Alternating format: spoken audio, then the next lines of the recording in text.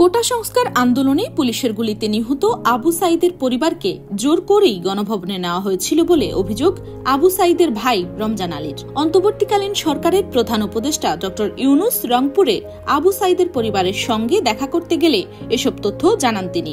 আবু সাইদ রংপুরের পীরগঞ্জ উপজেলার বাবনপুরের জাফরপাড়া গ্রামের মকবুল হোসেনের ছেলে এবং বেগম রোকেয়া বিশ্ববিদ্যালয়ের ইংরেজি বিভাগের শিক্ষার্থীও ছিলেন। কোটা সংস্কার আন্দোলনের সময় সংঘর্ষ চলাকালে বেগম রোকেয়া বিশ্ববিদ্যালয়ের কাছে পার্ক মোড়ে পুলিশের গুলিতে নিহত হয় আন্দোলনের অন্যতম এই সমন্বয়ক। এরপর দেশি বিদেশি গণমাধ্যম সহ সামাজিক যোগাযোগ মাধ্যমে ছড়িয়ে পড়ে আবু সাইদকে প্রকাশ্যে গুলি করার সেই দৃশ্য।